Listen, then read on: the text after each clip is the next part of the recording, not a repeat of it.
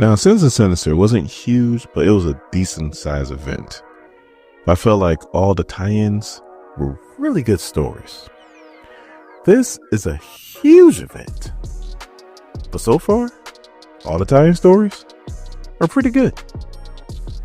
Support this comic book series by visiting your LCS. My name is Doran. This is SEO Comics. We're continuing our coverage of Age of Revelation with Iron and Frost. Number 1. Our story starts off in New York City, X years after the day of Revelation. That can mean anything. I'm assuming it's 10, but it can mean anything. X years. They need to stop doing that.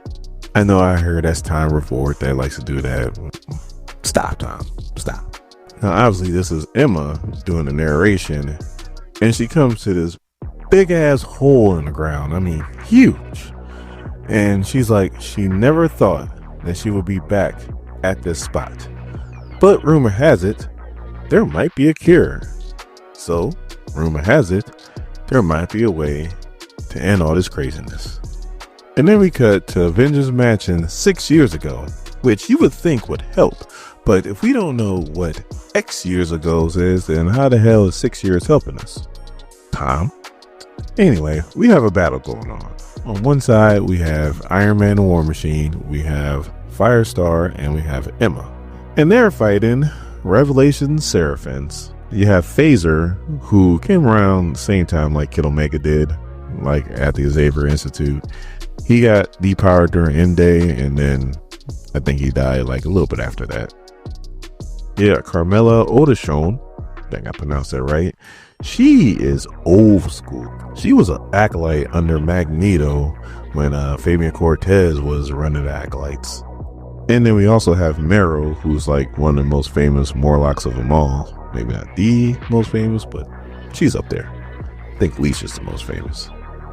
Anyway, they're fighting because the Seraphins want to get to this little girl who was changed by the X virus, but her mama is not.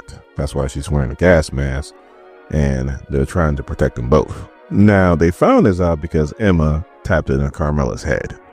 And Marrow pretty much lets it be known that if they kill the mom, then the girl will have no choice but to come along and join the fold and be a part of the Revelation family. So Emma tells the mom and the little girl to run to Avengers Mansion. While she's doing that, she's slightly distracted, and Carmela pops her in the back of the head with an energy shield. And then she hits the girl and the mom with an energy shield.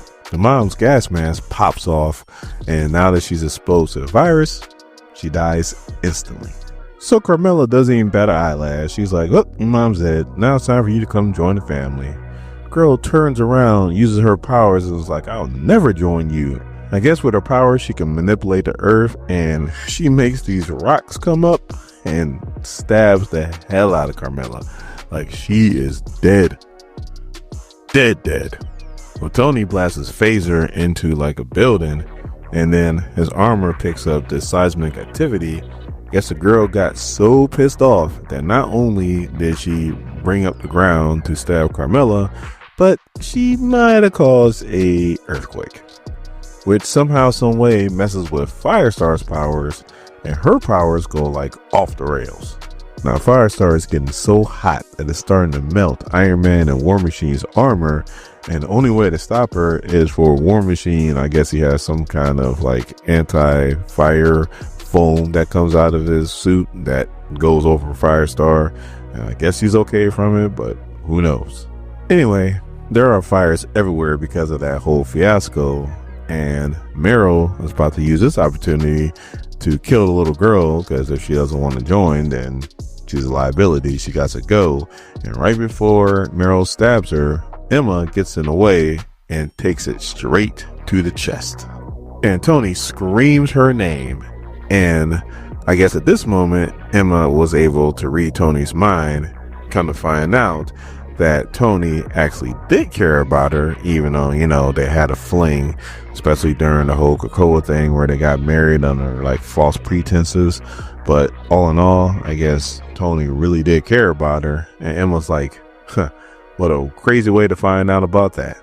Anyway, Tony is so distracted from what's happening with Emma as he gets blasted from behind by Phaser, and Marrow is just pushing her bone dagger in deeper and deeper. And on top of all that, the mansion, Marrow, Emma, and the girl all fall into a huge sinkhole. So Iron Man blasts his Phaser again. Marrow is smiling because she felt like she killed Emma, but she won't be smiling for too much longer because she falls back first on top of this huge stone, and it says crack. So her back is probably snapped in half. And Emma, who is about to die because a big old hole in her chest, does the only thing she can do. She turns into Diamond, which there's her secondary mutation, and this keeps her alive. If she ever turns back though, she will pretty much die instantly. And her turn into Diamond also helps her survive the fall and the debris that falls on top of her. So War Machine and Tony go down the sinkhole. Tony is looking frantically for Emma. He thinks he found her because he found a life signature. Oh, come to find out, it's not her, it's Marrow. And Marrow is still talking mess, even though her back is broken and she is paralyzed. Now, Marrow is a true believer because she is about to die. And all she's saying is, all shall be one in Revelation's name. Now, I thought Tony killed her because he punched down at the ground, but he actually missed her head. And then War Machine found the little girl and it's like, this place is unstable. We gotta get out of here. We gotta get the survivors out, and if she's alive, we could always come back. Now, Emma is really not that far away, and she's trying to call out, but she's weakened from the stab wound. Also, in her diamond form, she's not giving away any kind of life signature, so they can't locate her. So Tony's like, all right, fine, we'll just go. So he grabs Firestar, that's in a fire phone. Rhodey has a little girl, and they fly out. So then we cut back to Emma in present time, and she's explaining how she climbed out the hole once she was able to gather up her strength. It took a long time to climb out that hole, but she did climb out that hole, which, like she said in the beginning, she never thought she'd wind up back here, which is back down the hole at Avengers Mansion, which is now called the HELLFIRE CLUB. And as she's looking on, she's attacked from behind by the little girl who is now all grown up. So Emma's like, Aris, what are you doing?